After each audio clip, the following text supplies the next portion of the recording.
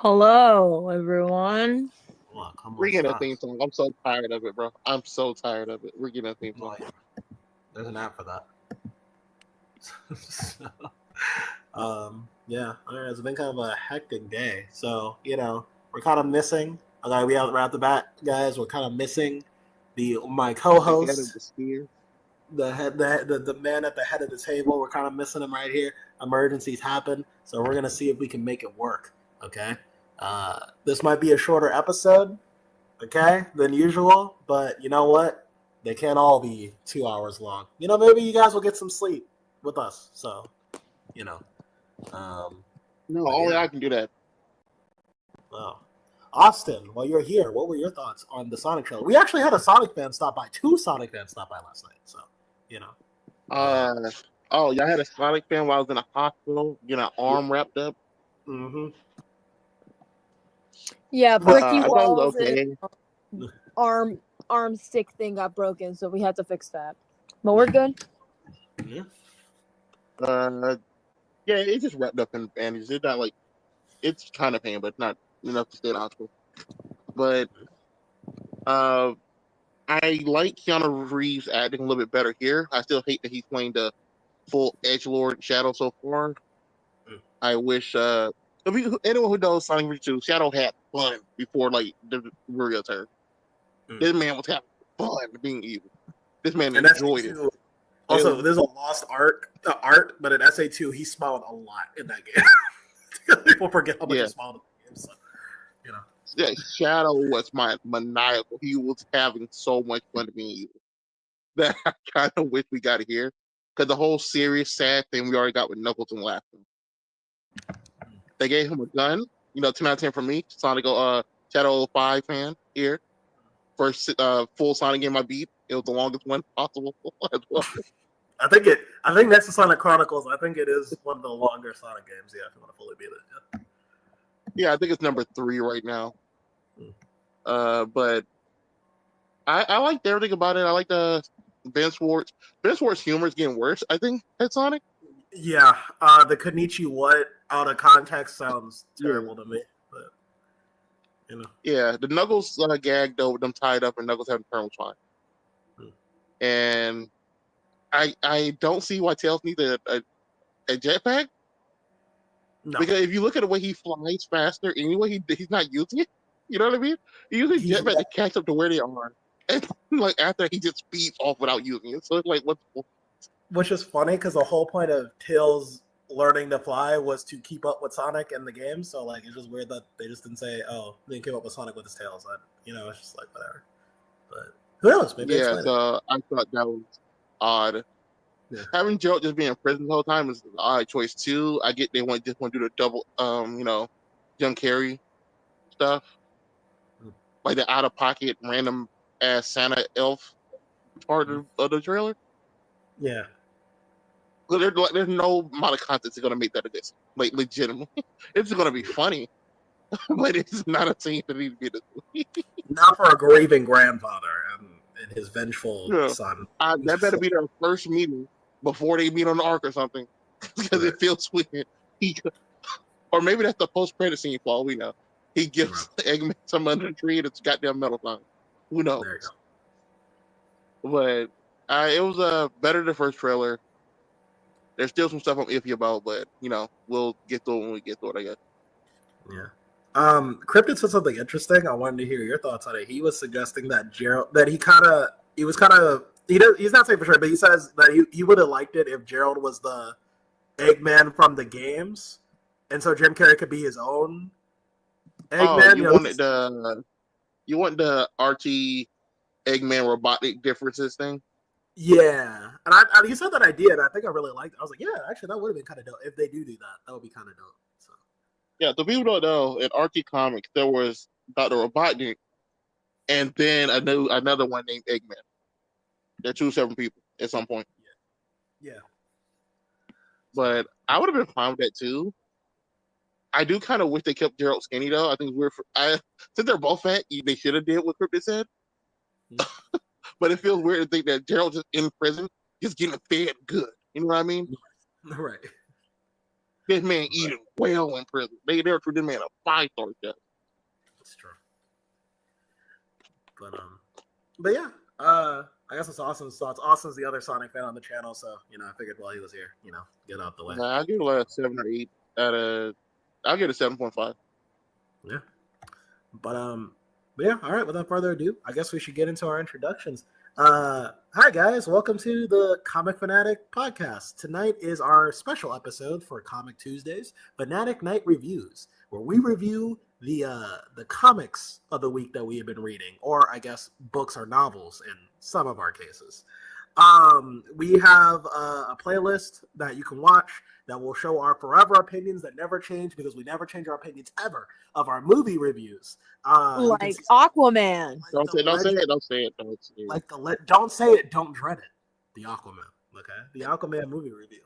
Also, we have other reviews as well. We reviewed Joker 2, Transformers 1, and we reviewed a whole bunch of stuff. So, feel free to go hit that playlist if you want. Is Sonic the next film then?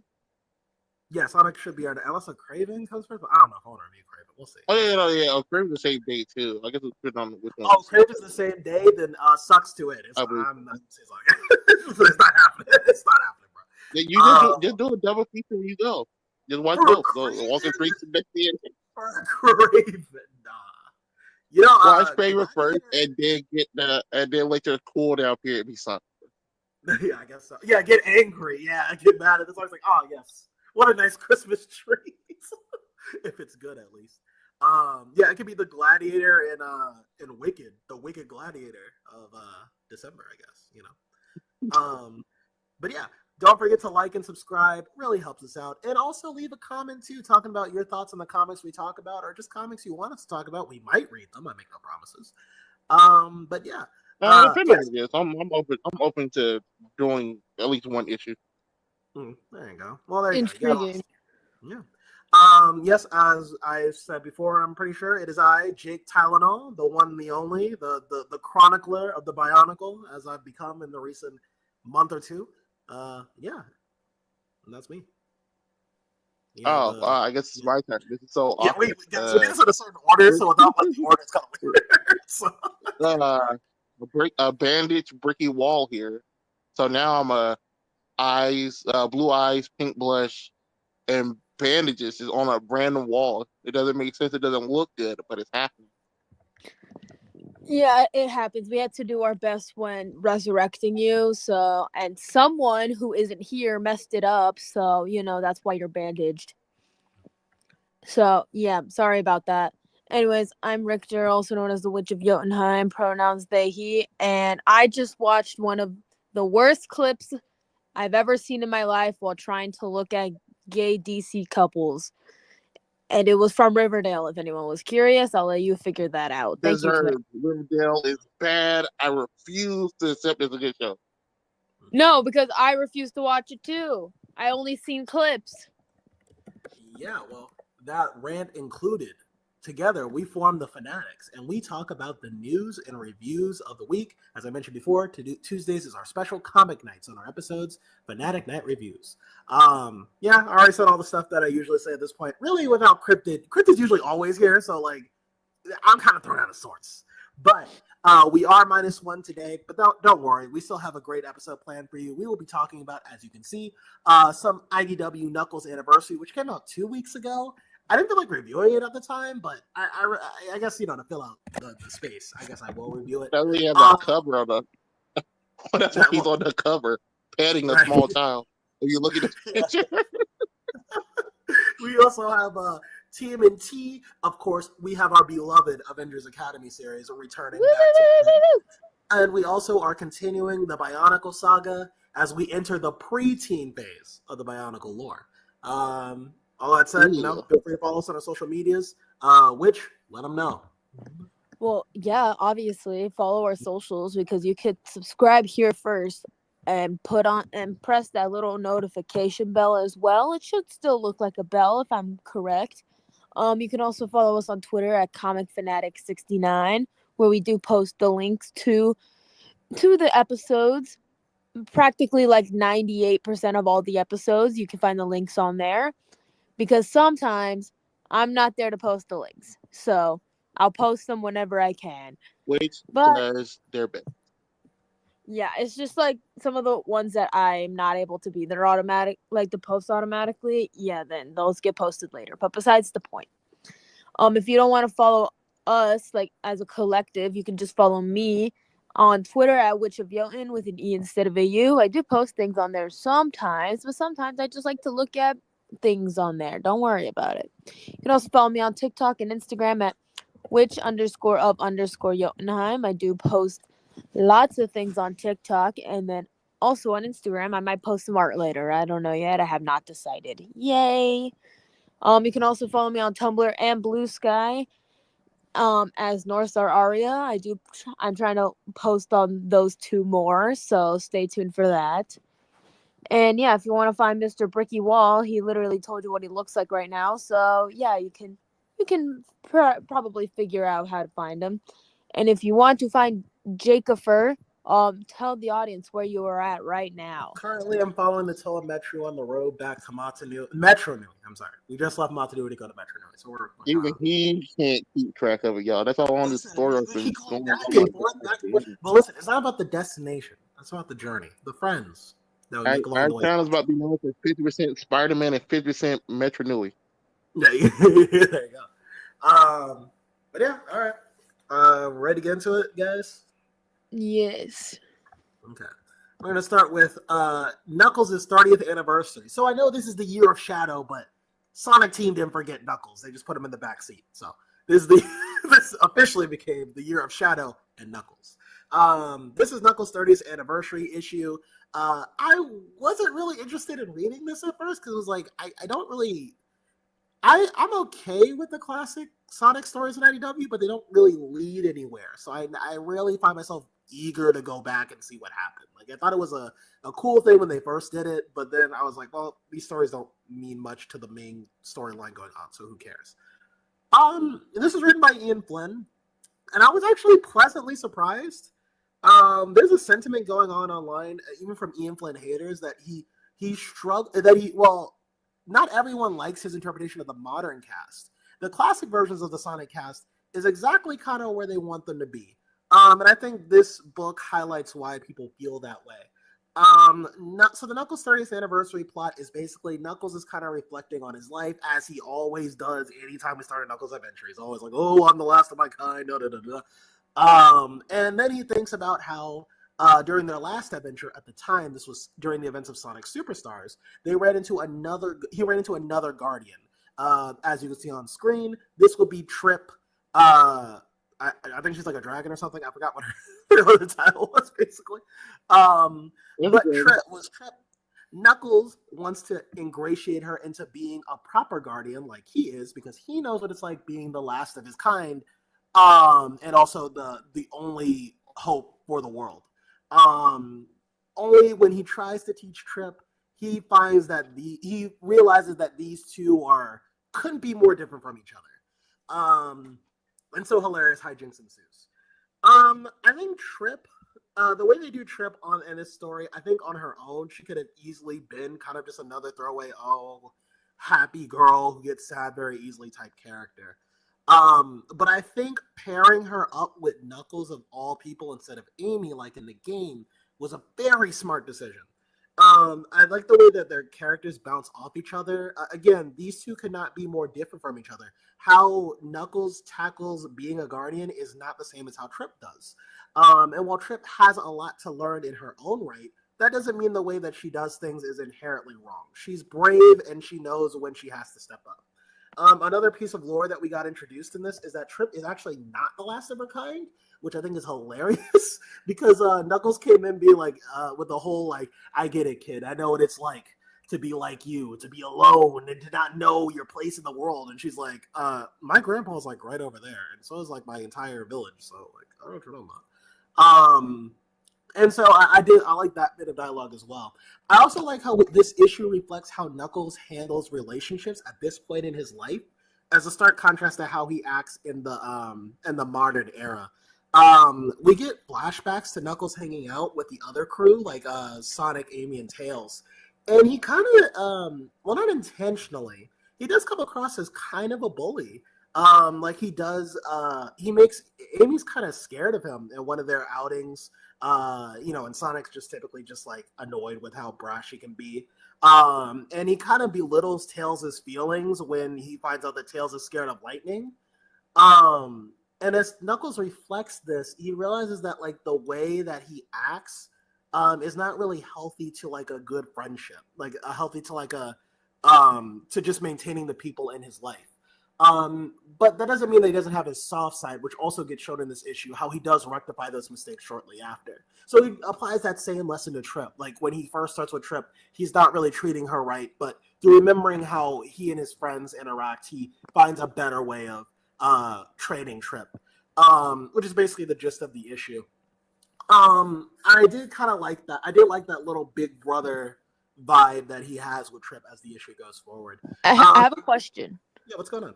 Is Trip the little one that's hugging Knuckles right now, or is that someone else? Yes, okay. That's yeah. Thank you.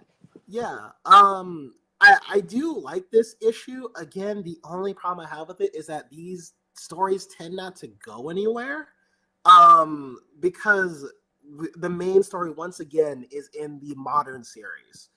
So we rarely see follow-ups to these stories whenever we go back in time, which is kind of annoying. And I know Ian Flynn is just doing the job that he's being tasked with doing. I'm not sure how much of a say he has in, like, for the 30th anniversary, we should do a modern story, or on the 30th anniversary, we should do a classic story. But I'm going to give him the benefit of the doubt until I ask him on the podcast, and just assume this is just something he wanted to do. And I guess it does stop Trip from being a throwaway character. There's a chance we may never see Trip in a game again because we're not getting more classic games. So I guess having a story that does flesh out her character and what she kind of is like can only be a good thing, I suppose, since it's a one and done. All in all, I would recommend giving this a read, whether you're a new reader or like an ongoing Sonic fan. I think it is a good read. I think it's a better story than the last one, which is about the hooligans. So ultimately, I think this is a good one. We do find out that the next time they go to the classic era, I believe the classic era at least, we're celebrating the Chaotix, which I'm interested in. So yeah, and this might coincide with rumors that the Chaotix are coming to the movieverse. So we'll see. But yeah, there you go. Yeah. Anything anybody want to add, or we're moving on? Hit up Hello. Go ahead, Witch.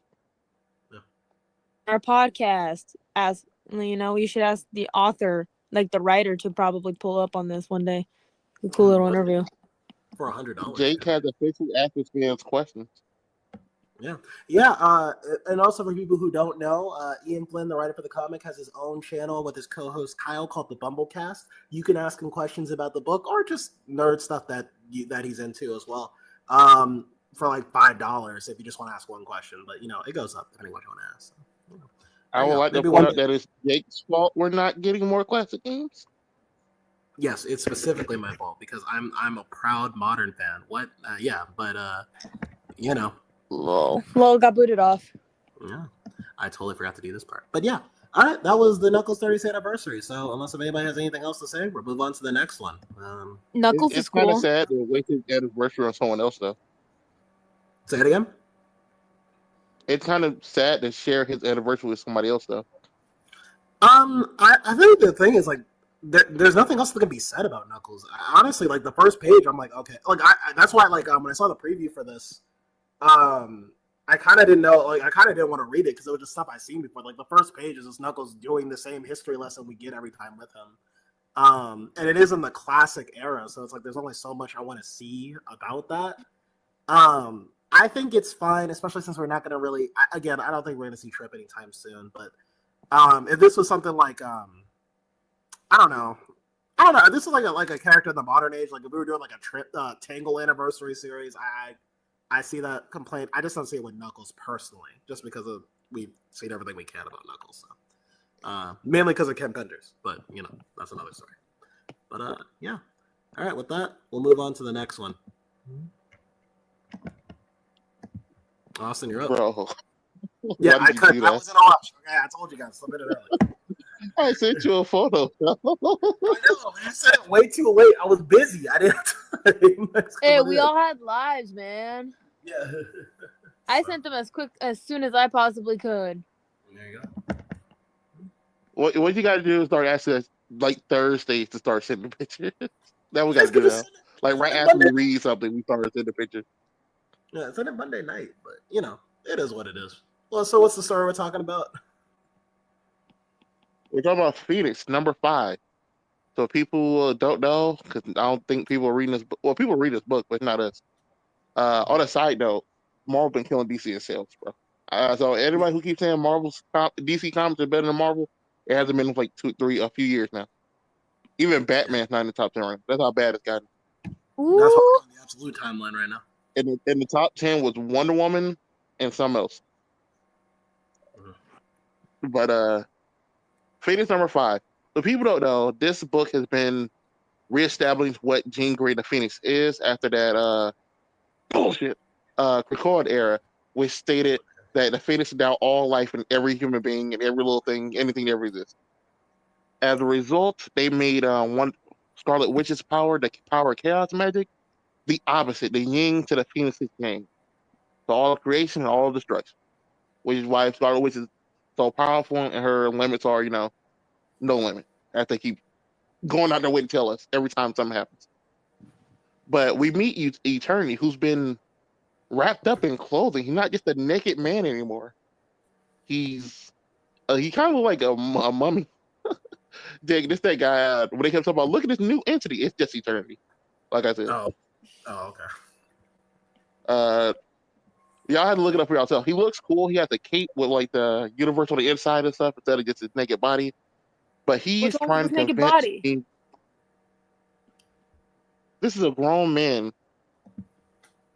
Yeah, but he's also a He's cosmic entity. Who cares? Yeah, he has to cover himself. That's why the universe is so unprotected. Though anything just come in eternally, you have to wrap yourself up What if he for gets safety. sick? What if he gets sick by a cosmic space Yeah, virus because he was Oh naked? my ass. It's cold out there. Okay, well but he's like he's a universe. He's fine. we have seen universes die in Marvel. I don't know how fine he is. This what the He's point fine. is. He's stronger than he's ever been, and he's more protected. Okay, let's not go too far in this man's wardrobe. But he's trying to explain to her, you're not just Jean Grey anymore. You're not the Phoenix anymore. You're everything, all life, and you need to accept that. Because as even though Jean Grey says she accepted, because she keeps losing control of her power, because X-Men writers don't know what else to do with the Phoenix, she's scared to actually accept all the power. So Phoenix, the Eternity wakes her up. It shows her all life, all existence, all the cosmic gods, fighting, dancing, everything. You are creation itself. All life that ever exists is through you. So they do this dancing. Wait, you remember in Krakoa where they rarely had like Death Dance with Storm doing like the same pose as that, the same one. Cool. I don't know. It was just threw me off. The first thing I saw, I was like, oh, okay, that's awkward. So I was trying to see, Scott's girl. You're not Wolverine. This is weird.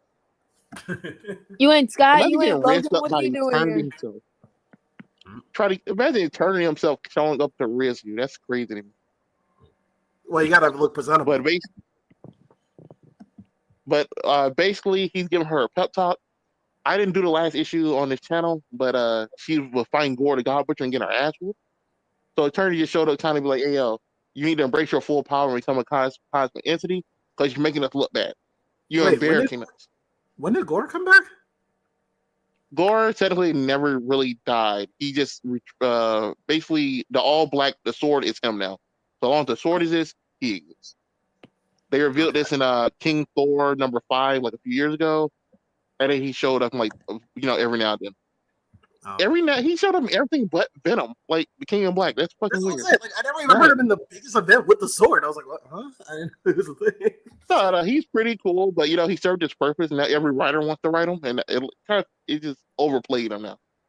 But they can't do it anymore because now Jean Grey is all creation. Jake, she grabbed this man by the throat and turned this nigga into a star. Oh my god. Dang, Gore He's an Star. actual star. I saw it coming, so I tried to rush past it, but she said it anyway. but which said it? Gore the star. Nah, Gore the star man. Gore He's a Star. star man. Core star.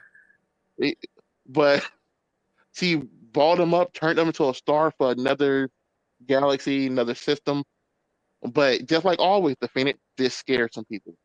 It scares the Council of Galactic bullshit, as we like to call them. But the Galactic Council, headed by what's this guy's name? We Uh, don't know. the purple dude, Mohawk, Gladiator.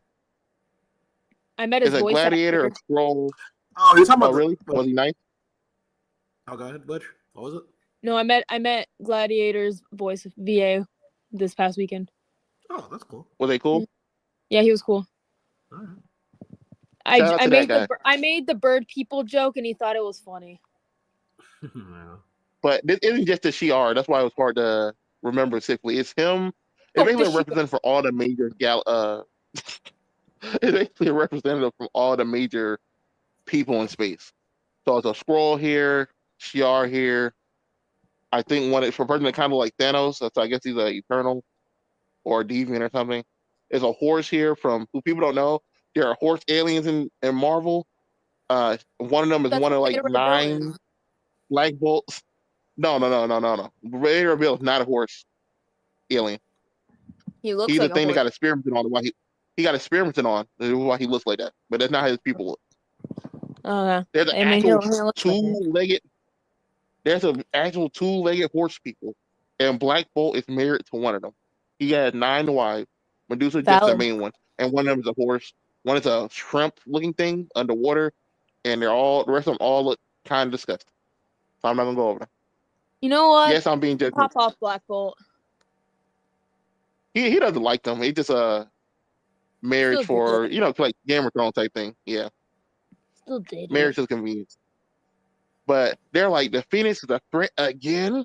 Do we need to remember the last time she had all her power and blew up a star system and some planets of aliens we don't talk about or care about anymore? But they're all trying to convince. They were all trying to make a decision. Jean Grey looks through their looking glass because they're looking at her through like a portal thing, and she, even though she can't see the portal on her side, she looks dead at them and says, "Y'all keep fucking around, I'm gonna kill everybody." I'm gonna kill all Gladiator's you like, bitches. enough. He lasers up the thing. He's ready to fight. But then this book takes a sharp turn. The Gladiator stops the portal. We get cut to Jean Grey, and she's getting harassed by a girl. She's like, "Oh, I had a perfect life until you showed up and killed my people." She's like, "What?" And he's like, "Well, you didn't kill my people. You could have saved us. You could have stopped." I believe Pericus was like this other cosmic guy. He doesn't matter. Yeah, you don't even know. But he basically a Thanos wannabe guy. And Jean Grey's like, I wish I could. I wasn't in control of my power then. Basically, she just beats the brace off the girl for the rest of the book, and it's kind of funny. But the main point I want to talk about, though, at the end of this book, they're like, man, we got to beat the Phoenix. We need to recruit somebody to be the new leader of our council. And we're going to trust the one guy you can't trust. We're going to trust Thanos to be the leader of the Galactic Council. If What? Thanos is the leader, that means he's in charge of the Shi'ar, Skrulls, everybody. What? At least Why? like a major part of them. I get it because he's the only person outside of. If I remember last year, they named 5 people who can beat the Phoenix. Right now, it's Galactus, Thor, Scarlet Witch, and like 2 other people who not on Earth. But Thanos was one of them. Thanos is a bitch. So I never told him that. I like that he's a bitch. Though. I ain't gonna lie. I He, like he that his he's motivation is just simping. I think it's fun. What a lovable bitch. The idea that the greatest threat in the universe is just trying to get his nut off is just kind of funny to me. I'm not gonna lie. and here's the thing: if I like, at least he's not out here like assaulting people like his brother. So I will give him Yeah, that. at least But he's that's all not he gets Star from me. Fox. That's the biggest plus you can get. At least you're not Star Fox. No matter how much Marvel wants to rewrite his story, and like Star Fox is a great guy or something. He's nice, terrible. No. Thank goodness. Yeah. He's Yeah, so not now Star Thanos Fox. is. We got to kill Star Fox again. We have to. I know they brought him back for Judgment Day. AVI, no, XVI or whatever the fuck the event was called. Yeah, And I hate him. I hate him so much, but audience. He's such a bitch. Thanos being here changes a lot. So people don't know, Thanos was I think last time he showed up, he fought Hulk and was losing technically, and then he got knocked out.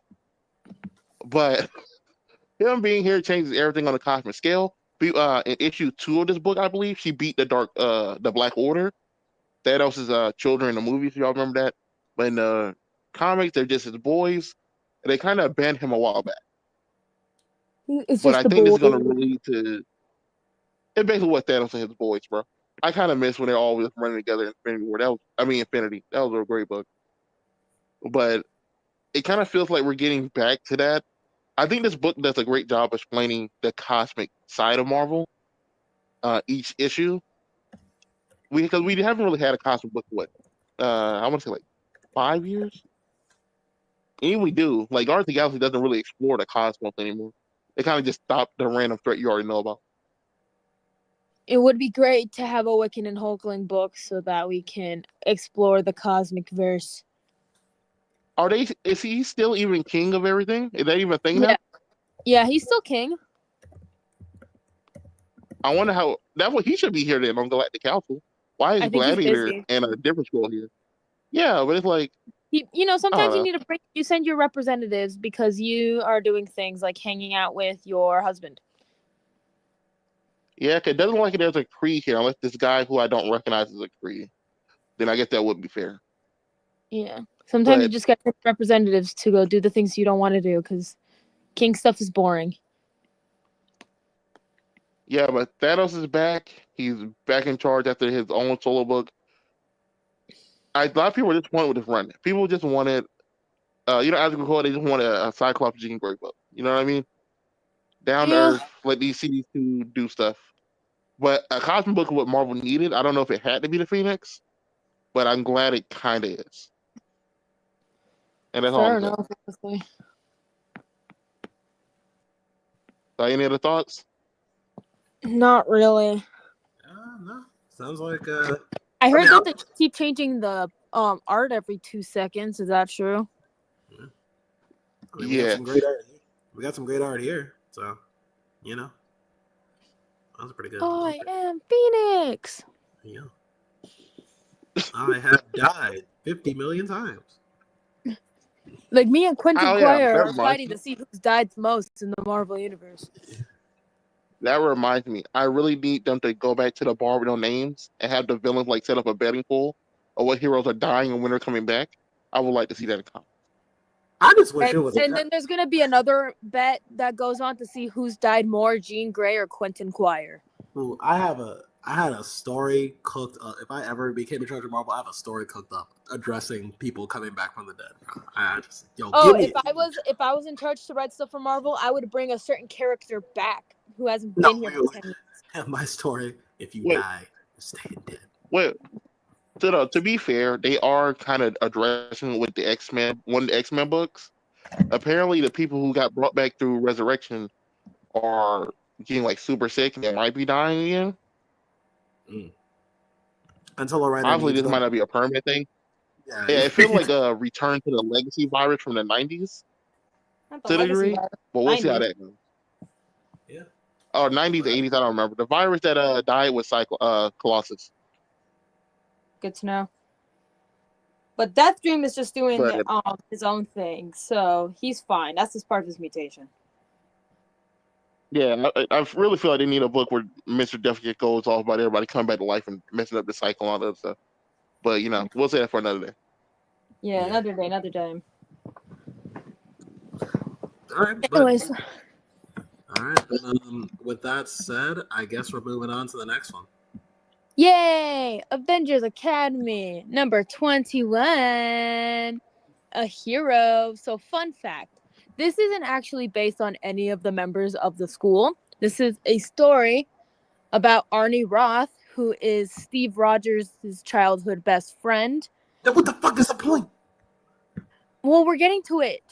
Jake, All This is right. just an Arnie story. You're gonna have to wait till the end of the episode. I'll let Okay? you cook then. I'll let you cook. Get on the grill.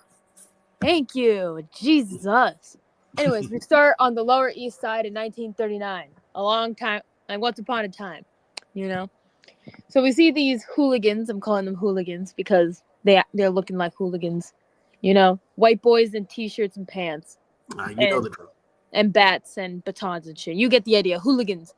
They're chasing after Steve Rogers, puny Steve Rogers, specifically puny Steve Rogers. You know, but don't worry, who comes to his rescue? It's his bestie, Arnie Roth. Yay! Everyone say yay. Who? Arnie Roth.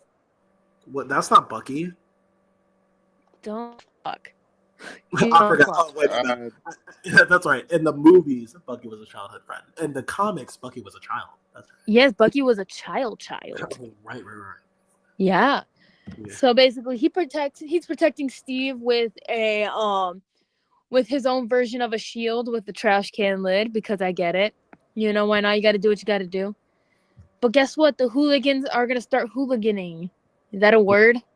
I don't think that's Yes, a word. it's also copyright because Sonic has a team called the Hooligans first, so I want to copyright them. So, Okay. Well, guess what? They try to beat up Steve. But Arnie's like, nah.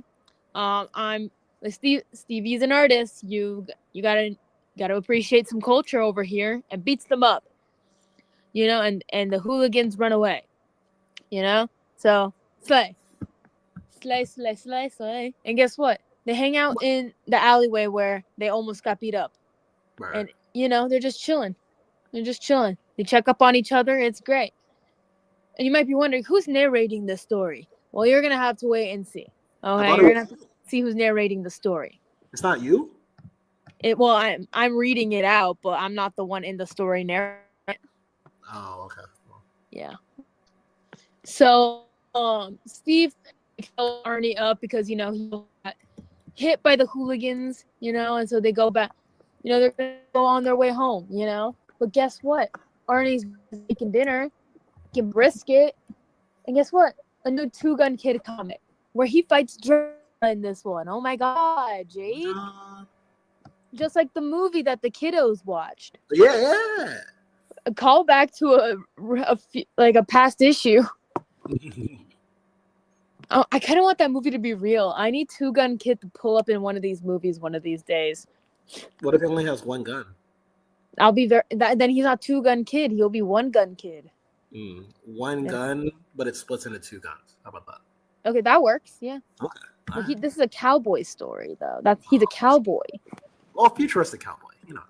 Yeah, fair enough. Anyways, so they go walk off. You know, they go walk off to Arnie's house. It's gonna be great. And then later on, yeah, one of them is reading a newspaper about what's happening in the world with the Nazis, with the bad mustache men. And Arnie's not happy about it. Steve's not happy about it, you know, because Arnie doesn't want to go to the military because he qualifies. Stevie Boy does not qualify to enlist in the army. So, yeah. But guess what? Arnie signs up anyway for the Navy. So he gets to wear the cool white suit with the cool funny hat. So, yeah. But, you know, he doesn't want to go, but hey, he has to go. But don't worry. Guess what? They say their goodbyes, and Arnie tells Steve not to forget about him. And he's like, hey, you got to keep America safe for me, okay? You got to protect her while I'm gone. And Steve's like, I promise. Don't worry. I promise.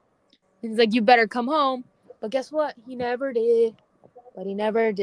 He served in the Pacific Theater, and, you know, he's doing Navy stuff with the shirt off. Oh, my God, with the shirt off. Jake, what's your thoughts on that? Him with his shirt off. Shirtless is always the bestest. Unless if you're in space and you're a cosmic entity. Then it's a problem.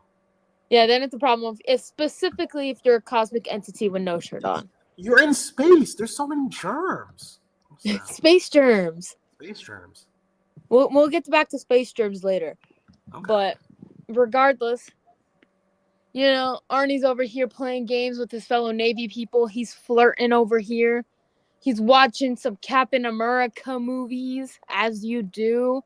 And he's like, hey, I know that guy. I know who the guy in the red, white, and blue suit is. That's my bestie. And guess what? He meets up with the guy in the red, white, and blue costume, and they have to make sure that they don't reveal, that Arnie doesn't reveal who is under the cowl. Oh my god, I wonder who could be under the cowl, guys. Any bets? Bruce Wayne? And I don't know about Bruce Wayne. He's a little too blonde for being Bruce Wayne. Oh. Damn, I can't think of a. Oh, Clearly, it's Wally Barry West. Allen the Flash. Stop being Yeah, obtuse you about right. it. Yeah, you right. You right. But guess what? Arnie looks at a newspaper and he finds out that Captain America is lost at sea. And, he's like kind of upset. He's like, oh my god, my best friend might be dead. But don't worry. His buddy old pal who's in the Navy, he goes to check up on him, make sure he's okay. But guess what? Arnie is still pretty upset. But but apparently he pulls a Bobby Drake after his dad dies and starts canoodling with his buddy in the Navy. And I mean canoodling. And don't worry, they won the war. They get back to the U.S. They're having a gay old time. I don't know what the fuck that sound was either. But guess what? Arnie gets a blue ticket, which means he got discharged, but neither honorable or dishonorable, and gets no benefits. Like, what the hell is that about, huh? Like, he wants benefits.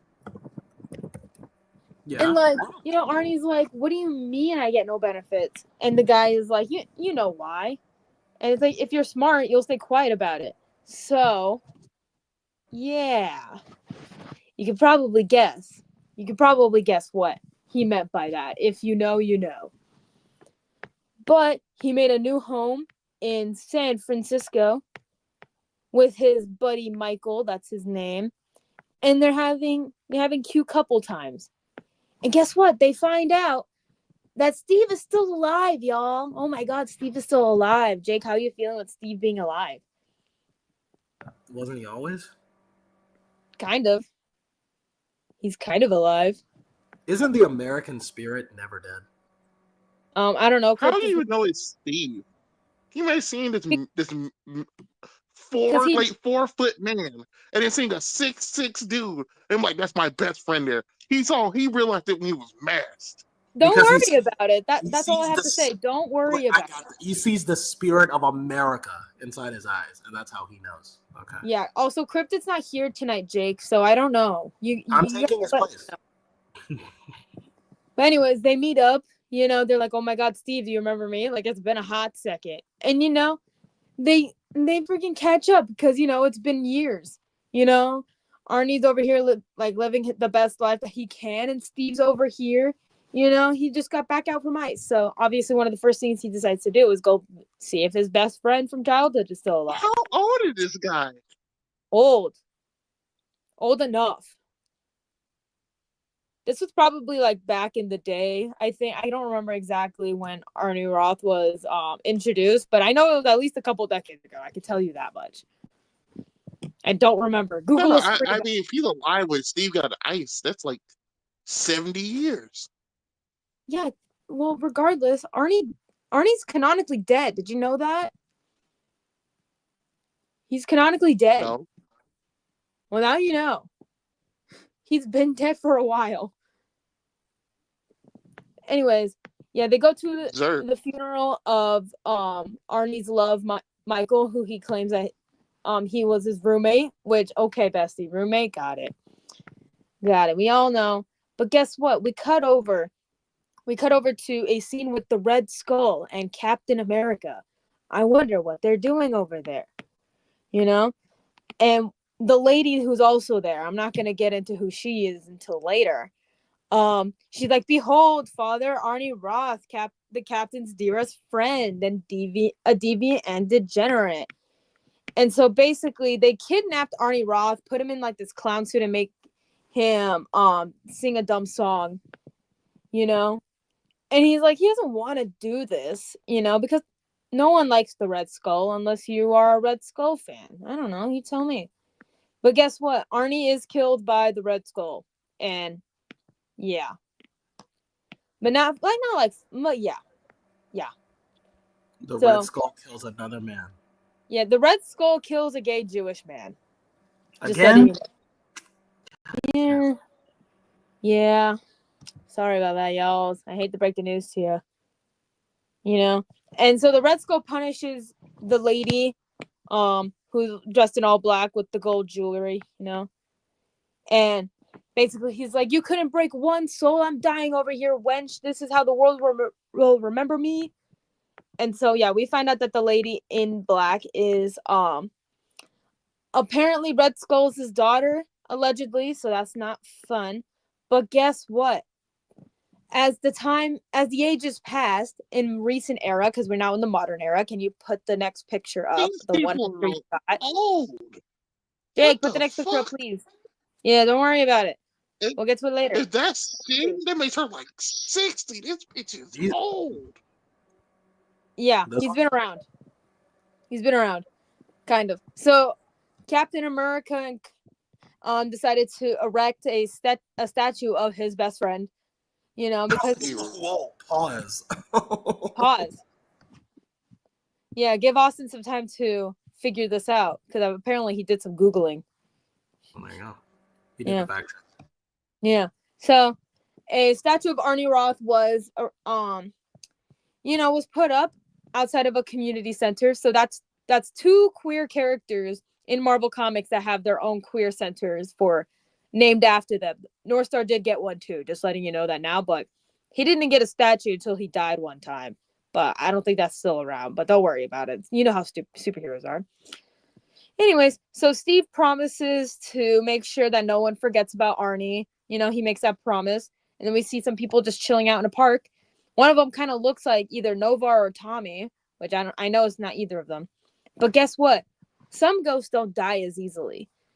And we see that Miss Cherry Crane is coming to you live and basically spewing some hateful nonsense, being like, "Hey, go to this statue and let's do a peaceful protest," you know. But knowing how a lot of homophobic conservatives are, it's not going to be a peaceful protest, besties, because I know things, you know.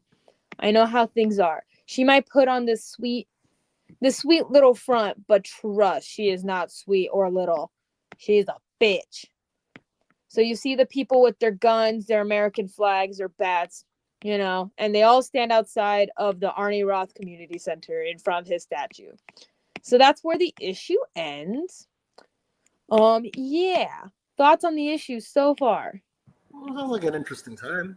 But yeah, I guess I would be curious to see Cryptid's thoughts on it since it goes back to Captain America's day. You know damn well Cryptid's not giving a shit about this book. That's true, but it is what it is. No, but I'm pretty sure he likes Arnie. I'm pretty sure he said something about it before. Yeah, but he's not going to give a shit about this book specifically. Yes. He might buy this one issue though. He might read this one issue and that's it. That's all you get. Yeah. But yeah. All right. I guess that's all we have to say. I guess we'll move on to the next one. Woo!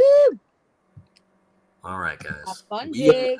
As I alluded to before, before we were in the toddler age of Bionicle. Now we enter the preteen era of Bionicle. Finally. Okay.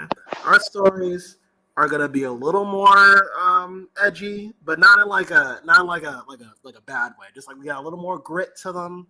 We're gonna start introducing concepts that I didn't know people thought about when it came to Bionicle, but we'll get there. And it's gonna be a little bit of a darker story than the ones before. Characters gonna be more complex, so on and so forth. Today we are introducing Bionicle, Web of Shadows, Part 1. Now I didn't really get too far in this book, unfortunately, because it is a great read. I'm getting so impressed by these books. I actually took the time to figure out the name of the writer for these. Greg Farshti. I probably butchered that name. Every book I see him in, every book I've read from the series, he improves greatly. From like, it used to just be like the books were just good at just like building up lore and character dynamics, but the stories have just gotten so much more tighter written. I think the Toa Metru so far is some of his best work.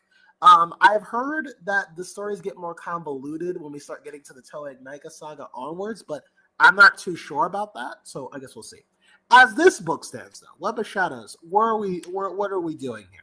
Well, this takes place roughly after the events of the last book. The Toa Metru have settled on the island of Matanui, but not for long. They know they have to go back to Metronui one last time because in their last adventure, they were only able to save 6 out of the thousands of Matoran that were left behind in Metronui.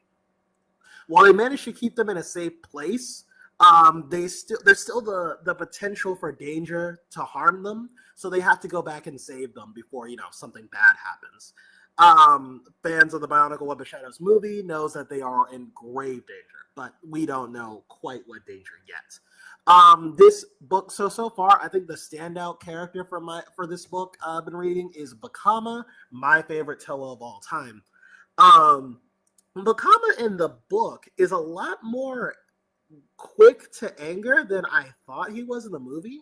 The movie for Bionicle 2 plays up the fact that that Bakama is very insecure. He doubts himself a lot. He's not sure if he's going to be a good leader.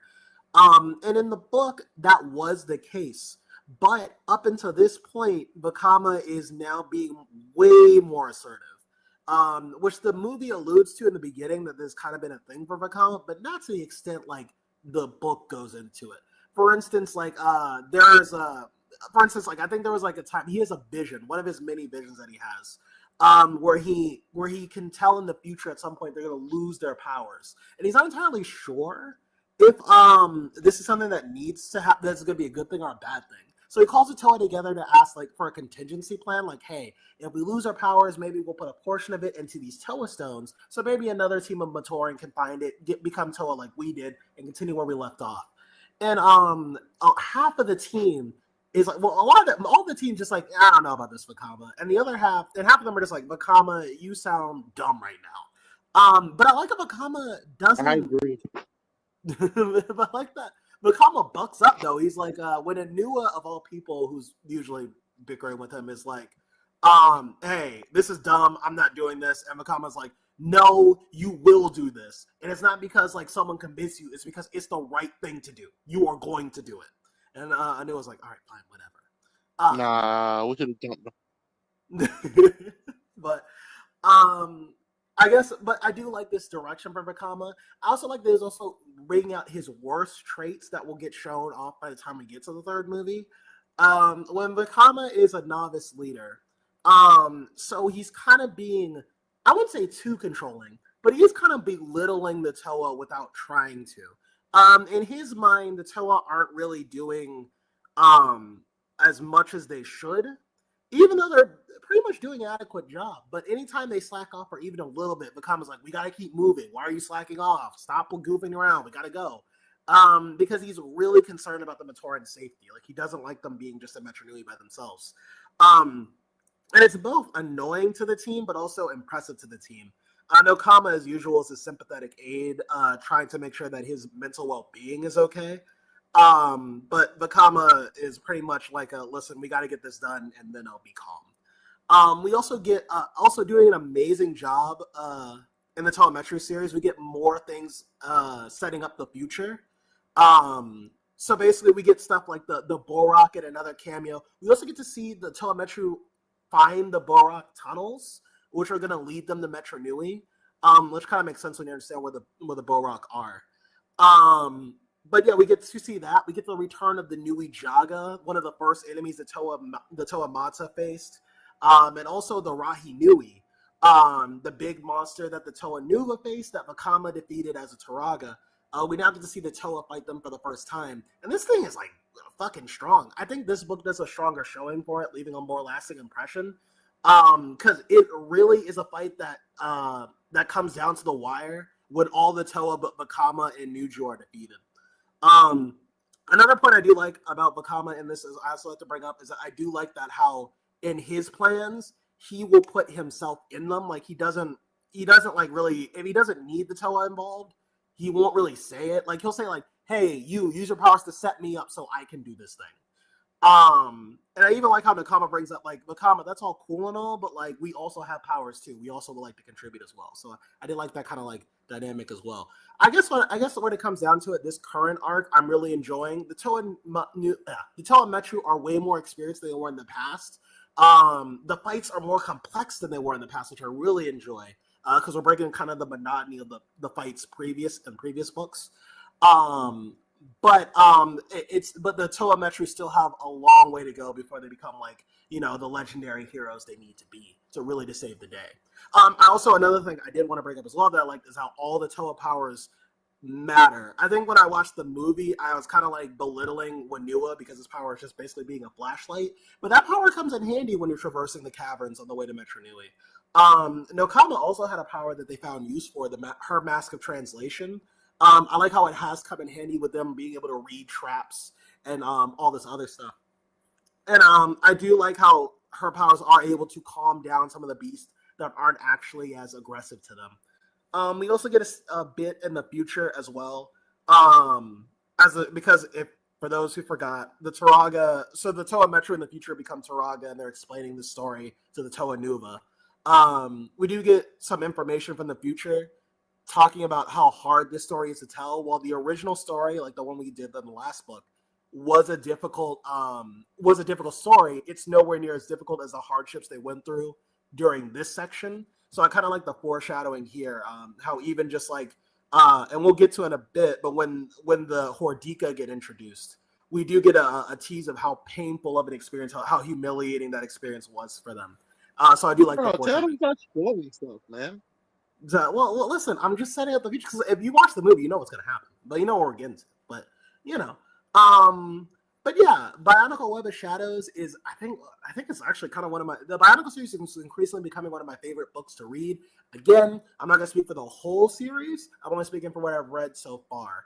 And you can really see the improvement in each book. Which when I read someone's writing across the board, that's something I always love to see. I'll always give props to writers like who do that. But yes, if you want to read the book yourself, you can read it on Crosswired Geeks for free under the Biological Chronicle section. I'm pretty sure you can order it at Amazon if you want to support it, but Lego isn't supporting Bionicle these days. Um, but yeah, can't wait for more. Don't throw away your money. That's a black hole right now. Don't do that. Well, yeah. But yeah, I can't wait for more. I'm really interested to see how it gets to the movie. I also want to preference. We might be on this story a little longer than normal because I know for a fact the movie and the book. This is the first time the movie and the books completely diverge. While the overall plot happens, there's some big narrative changes that make the movie kind of irrelevant when talking about the story as a whole. So I will review the movie separately, but it will not supplement chapters of the book like the last review did. So, yeah. Please, baby Jesus, take me away from this place. But Please get me out. listen, after we get through this, there's no more Metro or Matanui for a bit. So we'll get to the Toa Saga be on a completely different island. But we have to get through this first. So, yeah. That's Bionicle Web of Shadows. Highly recommend. Greg, you are a good writer of dialogue and a good character maker. So, yeah. All right. Well, that was Bionicle. Unless if anything has anyone else to say, no one. Mm-mm. All right. Then Please get away from disgusting, colorful creatures. He's turning into Shadow, everyone. We're moving on to the next one. Anyway, on to Peak, I guess. For people don't remember, IDW is doing crossover with Shonen Jump. So this week we have Naruto X Ninja Turtles. I believe next week or so we have My Hero X Sonic, or at least it's coming up. I think it might be early January. And we have one more, but I don't remember what it is. I don't think they told us that yet. But this whole thing is weird. Like, for some reason, Kakashi opened up his bingo card, and it's just April in there. But his mission is to take April to another city. Obviously, it's implied that he wants to meet up with people. They get going on their journey. this book does not start in the leaf. We don't see like the star dimension, but Kakashi is just in New York. Like you The can see the land Empire. in the streets. You can see the Statue of Liberty in the background of a panel. He's in the land hidden in the streets. All right, someone boo that man, and then we'll move on. But we find out they trying to use some of the movie plot where Baxter whatever his name was, you know who I'm talking about. Jake knows at least. He mutates people, makes giant bugs, giant monsters. For some reason, Naruto had this moment where he's like combining people into monsters, huh? And his stomach starts glowing like the Nine-Tailed Fox, like randomly for no reason. I think he was interested. I think I was like, I don't know about this guy, but I like the way he works. Yeah, so basically his shield starts working and Sasuke starts remembering Orochimaru for some reason, even though Orochimaru didn't do that by this point. I don't think Orochimaru did it at all yet, actually. But as they're going forward, they end up meeting some ninjas. Oh yeah, Jake, they did a full ninja version of Foot Clan. So they already were kind of ninjas, but now it's like full Naruto style. Okay. It's implied that for the main person is Karai, but you don't see her face. But after ninjas attack, they get knocked out by giant green hands, and that leads to the picture you see right there. Out of curiosity, do you have any other pictures? No, I don't think I do. I don't think I have them. That's fine. I just wanted to make sure. Yeah, I mean, I have the one of Mikey, but that's about it. So the other one, Mikey beating up Naruto. no, it's just a PNG of Mikey. It is a PNG of Mikey in this universe. That's all. Oh well, it's fine. As you can see, this is the turtles' designs here. They look like that, but don't want to know they're turtles while looking like that. I don't quite understand what the point is because, like, it's the Naruto universe, and I don't really think they give a fuck. So, you know what I mean? I think they would, only because how summoning works. I feel like you have to someone will force you to explain. Like, what the hell are you? This ain't the era of like technology where it's like, oh, someone just made turtles big. Okay.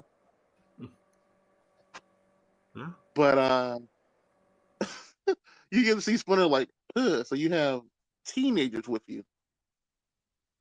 It feels so strange. It feels so weird. Hamato Yoshi. my ninja. Yeah, it feels so weird. But they're like, let Miss April go. You clearly kidnapped her. April's like, hey, yo, calm down. Calm down, everyone. Let me, I can explain. And he's like, oh, wait, actually, I can film this. And it's like, bitch, you're about to let these people fight to death and you at home record it? You were terrible. This is a terrible thing. I just want to see what happens. But people don't know, Throw, yeah, because I didn't clarify. In that photo you see there, the dark skinned lady is April. I guess they're continuing that branch of visualization, I guess the best way to say it. Yeah. I think this is probably her best darker skin look. I like it from what I see. But to be fair, I think this is the only time we ever got her fully as a teenager as well. Usually she's a kid. That's true. But this is probably my favorite design for it. I didn't want to say African American because they don't actually clarify this book, and they change this up all the time now. You could be African for all you know. You don't know. Yeah, that could be a Jamaican woman for all I know. I'm not going to tell you. But the fight starts. Sasuke versus Leonardo.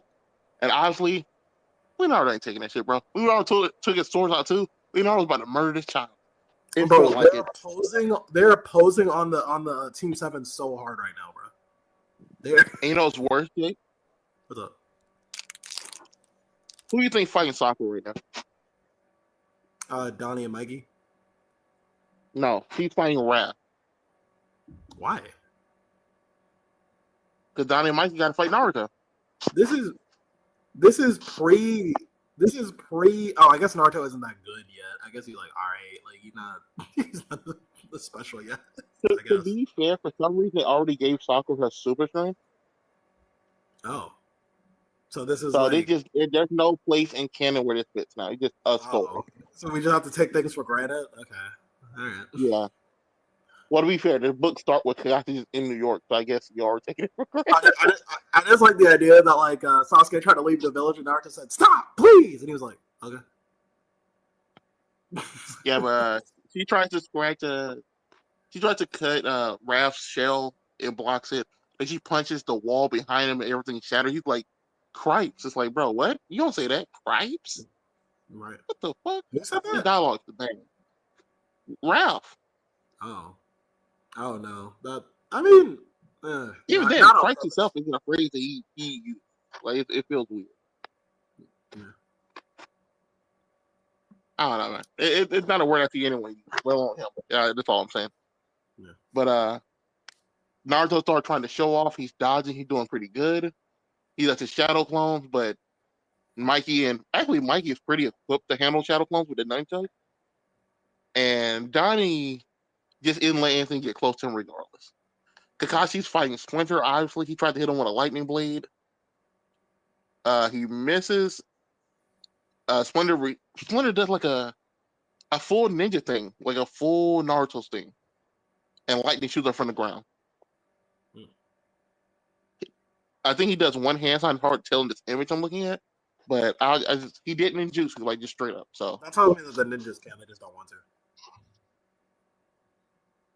yeah, to be fair, Leonardo's giving Sasuke that work. It kind of feels like the Sasuke versus Rock Lee at first, before he started catching on to Rock Lee's abilities.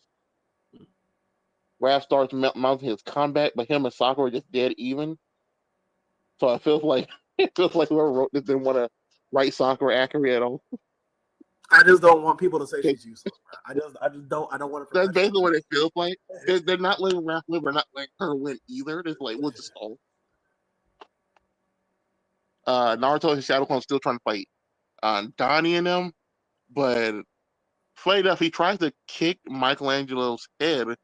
He sucks his head in because he's a turtle, and it throws Naruto off so hard that Donnie just smacks him and sends him flying off. I don't think that's And April Naruto's just fault. reporting all, she's a bitch. I don't think that's Naruto's fault. I think that's a fair thing to lose to. That's I like don't a know, to win. be fair, out of all the weird times he even got caught off guard in part one, that's actually very bad. Yeah. If a guy's head just suddenly disappears, I'll be like, that way too. But I guess April's like, oh, I guess I stopped recording enough of the fight after y'all done got beat up and bruised. And then she finally reveals, actually, y'all need to stop. Everyone stop fighting. But Kachi says, fuck that. And he pulls out the Sharingan. And he rips off everyone's mask before they realize it. But isn't that Sharingan power? I don't know why they did it like that. Cause they make it like he gets super speed. Isn't that a But Rinnegan Kakashi, power? it's not a power at all. Oh. It implies that he turns on his Sharingan and he just runs past everyone and takes their mask off. But it's like, bro, the Sharingan, if you do that, you're just moving it fast again. Right. You're just wasting They're charge. you're not trying to fight right now. You're not perceiving their movements. You're just running. Right. And it looks dumb. And that's where you get the panel where he's like, it's good to see you again. How am I telling Yoshi? Because apparently he knows Splinter as a rat. He could have been the third Hokage, but he turned it down. There's no point here where you be like, oh, he recognized the outfit he wore. Thinking that's a rat. No, but he recognizes his aura. That's his aura, bro. If he says in the next thing, oh, I recognize your chakra, whatever. No, I mean his It's dumb. radiant aura. I mean his aura, bro. His essence. Not his chakra, bro. The aura of Hamato Yoshi. That's how the book ends. And if all the crossover stuff is just gonna be like this, out of continuity, just taking whatever they want from the story at any point, I'm not that interested anymore. I was kind of interested to see how they played around like the Naruto era stuff, but you're just gonna randomly bring stuff from other eras or change up character dynamics and like whatever it sees fit. Then I don't see the point. You know what I mean? It's not really a crossover as much as people like, in a sense. It reminds me of the old So like, what's DC doing a crossover? crossover. Everyone's out of character. It reminds me of the old DC Marvel crossovers where they just do like, this is in the same universe. Spider-Man and Superman, same universe. You know what I mean? Like that's kind of what it reminds me. So to be fair, usually that they, okay, I get that, but it's like, man, this is the first this is the first comic anime crossover. I kind of want to see you try, try something in continuity. You know, because it wouldn't be canon, obviously, but I don't know. It kind of reminds me of like DC did the Ruby stuff, and it's Yeah. like, oh, Superman and them are too powerful for this world, so you limit them so much they don't feel like Superman.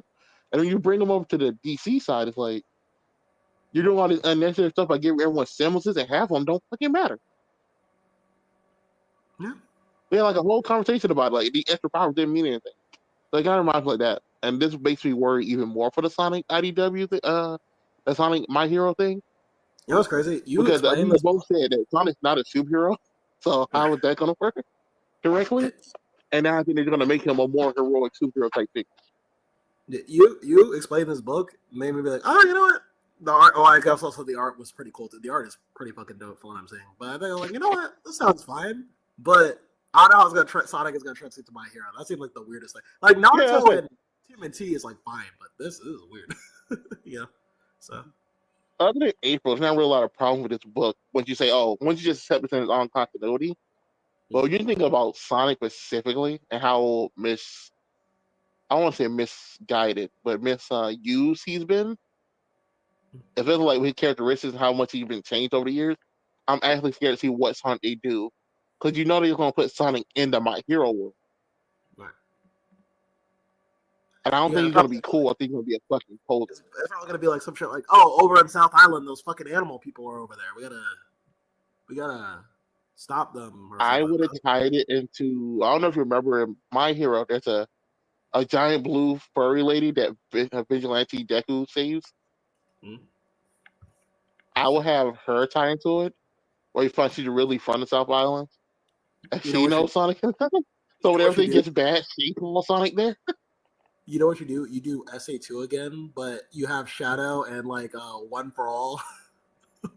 Like that's like Gerald or something like that. He finds Shadow, like treats him, they have a Yeah, tour of the world. yeah, Yeah, and you then know like that works. Sonic's like on the run from the Hero Association. Like him and Deku gotta team up. That would be kind of cool. So But long story short, this book's okay. This book's okay. The art is pretty good. There's a lot of stuff you just gotta let them have, and I feel like the way they're gonna explain it's gonna be bullshit regardless. But the art is amazing. The cover for the next issue looks great. It's Donnie and Chakra Cloak Naruto Part One back to back. It's pretty cool. But I don't know if I'll read the next issue. I don't know if I'll redo the next issue. I don't know how good it is. If their explanations make sense, I'll at least do it for that reason.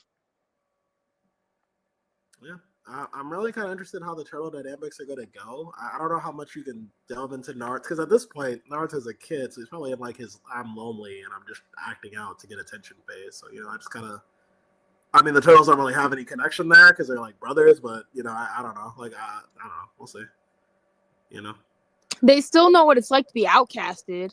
I guess so. That is true.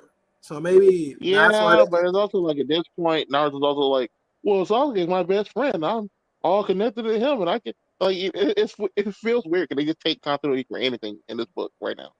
So we don't know yeah, how Naruto feels. yeah. For all Naruto we know, seems Sasuke could have like they said, Sasuke could have tried to leave, and he just did. Nah, stay here. He said okay already. that was a convincing argument, Naruto. I'll stay here. But Like if he does the Rasengan, that gives like a pretty good idea of how far they at least took from him. yeah. But then the turtles team up and give him the chakra for a super Rasengan, a green Rasengan. So You there you can't do that. Well, I guess in this continuity you might be able to. When go. they made it clear in the show, they're like, you gotta have the same level of chakra or the same like style of chakra. It's like your kid can help you, like Naruto and his dad did in like one of the movies. Yeah. That's about it. Yeah. Who knows, man? Well, it's just one of those things you just gotta enjoy it for the ride, or just like accept that it happened. You know what I mean? It happened. Yeah. Yeah. But Experience it and move on to like. W art though. So Yeah, the art is pretty good. Let me see who the artist is. I might look up more of their stuff. Prasetya? I don't know who that is. but the art is good. Okay, we'll look that person up next time. Yeah. So, with that said, we're moving on to our last book of the night. Oh my god, some more Avengers Academy. Oh my god, who would have thought? Mm-hmm. Avengers Academy issue 22. You know, Desecrations, Electric Boogaloo. Why not? Anyways, years ago, we do cut back to the scene where Arnie is dying in Steve's arms in the stupid clown makeup that he was forced to do, which. But before we do that, we have to cut over to Arnie in the chair, all tied up with the dumb Wait, clown can I ask you makeup a question? on. Yes. Yes. Are they going to explain how this relates to everything going on in modern time? Because I feel like it's weird to go for this book about these kids to just being like, here you go, Captain America's old best friend. Don't worry about it. That's all I have to say. Anyways, so we cut over to the lady in black who basically kidnapped Arnie and put him in the stupid clown makeup and is basically trying to break his mind. You know, she's like, "Oh yeah, any minute he's gonna come in and try to save you. Don't worry." And an feminine puppet, you know, it's just like, you know, the world calls for you. It's fine.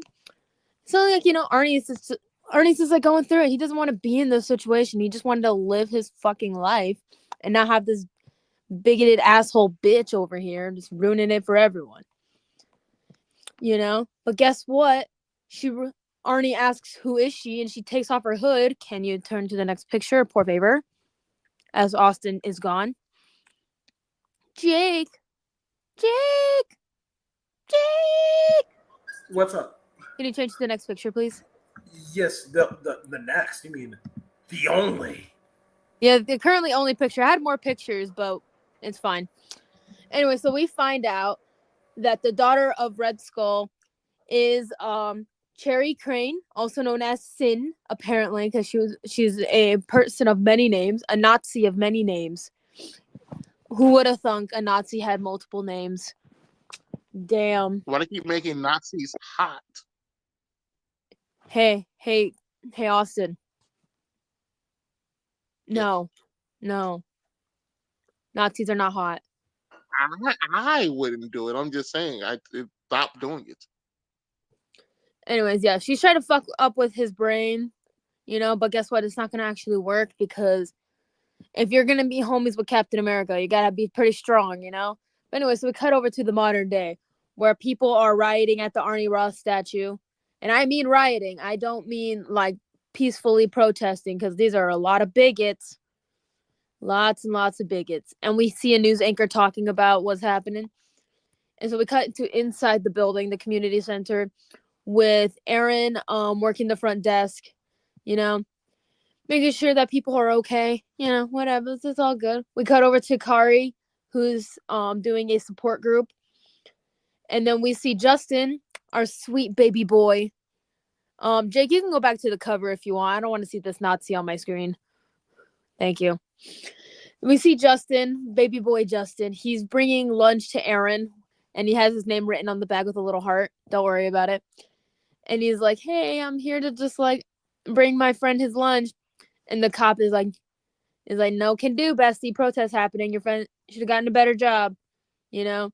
And we see a reporter who we've seen before, you know, talking to people about the protest and everything, and why people are there. And these people are so bigoted that they're like, "We love her. She's the voice of the people." Fuck Cherry Crane. Fuck her. Anyways, people get into the community center, which is not fun. We don't like, hey, stay outside. That's the point of where you're supposed to be. Stay inside. Anyway, so Aaron is getting ready to beat some bitches up, you know. You know, he's like, "Hey, don't test me, man. I'll do it. Don't you dare." Hold on. I lost my spot. Do. Where is it? Okay, there we are. And so basically, someone blows up a smoke bomb, you know? And so Kari notices it and tells everyone to get the fuck down. So people are freaking the fuck out low key. High key. I get it. They just got attacked. And so Justin's like, "Oh my God," people screaming, like, "What happened?" And so the cops run away like little bitches that they are, you know? And it's like, hey, isn't it supposed to be your fucking job to protect the people, you dumb fucks? But apparently not. So Justin is gonna pull up. But guess what? We cut over to Hydra Comms HQ, also known as Cherry Crane Social Media HQ, where she's getting the plan set up for everything to take down all the gay people because she don't like gay people. And so yeah, but they just want an extract from Aaron, because if you've read his miniseries, you know what happened to him. And Zola's here too. Don't worry to all my Zola fans. He's here too. So yeah, I think they want to recreate what happened to Aaron for these guys, so that's not fun. Anyways, yeah, so we cut over to the Daily Bugle where someone throws some acid in someone's face, so that's not fun. And so we see this guy mutated into this giant red guy, But don't worry, Justin pulls up. He turns into his kid Juggernaut form. It's like, hey, pick on someone else like your own size. And guess what? Kicks him in the face. Yay! And so Kari is like, okay, everyone, like, we gotta move. Like, we can I can hide the doors behind us, It's like, hey, everyone hide. It's fine. And so Aaron is stuck underneath some rubble, and he's like, oh my god, like, I need to, like, get out of here. Like, it's loud as hell. So much chaos. Anyway, so Justin finishes up defeating that mutated red guy. And so that reporter guy that was there, he's like, oh my god, thank you. You saved me.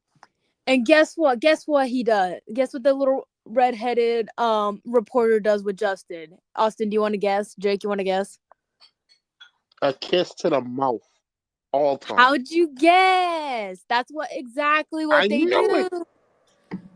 I would have guessed by the cover, but that's just me, personally. I'm just kind of a genius like that, so what it is. Hey, Austin was the one who guessed it. I'm just letting you know that now. The cover of a kick to the face?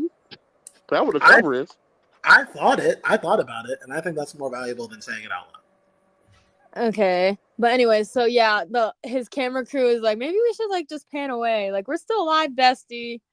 But let them have their moment, because yeah, let Marcus have his moment with Justin, okay? It's not gonna harm anyone.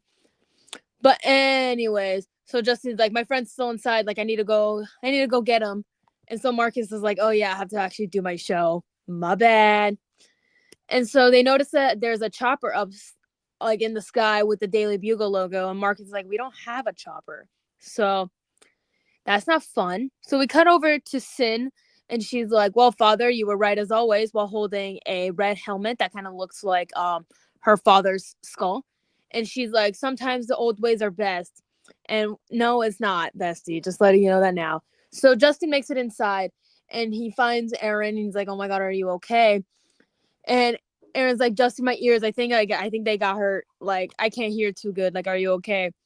And Justin's like, okay, we gotta get out of here. And so Aaron's like, no, like, we gotta help people evacuate, like, get them out. Like, I need to go change. I need to get my bag, my uniform, like, I gotta go do what I gotta do. So Kari's over here just trying to get people out, because that's what he does. Like, I never thought of him as a villain. I always thought of him as kind of like an anti-hero, more like a Robin Hood type of character in general. That's what I always thought that he was like, so I kind of like that. We don't get too many characters like this anymore, so that makes me happy. So, yeah, but unfortunately, Sin does pull up and attacks Kari and basically steps on his ring, cracking his ring, and basically grabs him by his shirt and looms him over the burning building. And they're gonna they put a noose like around Arnie's statue, and they're gonna take it down. So I have to wait 2 more hours to figure out what happened. So any guesses on what's gonna happen next? We're gonna vote one of the Avengerites off the island. Okay. Captain America himself shows up, and we get a cool panel of the 2 Captain America tag teaming this person outside by the statue. And when he says tag team, he means like WWE type shit, like off the top rope, elbow drop. I mean, JJK type jumping stuff, right? They're gonna recreate the fight back meme in this issue. Okay, noted. Noted. I like everyone's thoughts here. I will read it tonight and I will let you know what happens. But I gotta do the dishes after this live. So I'll tell you in 2 hours. Is that okay with you guys?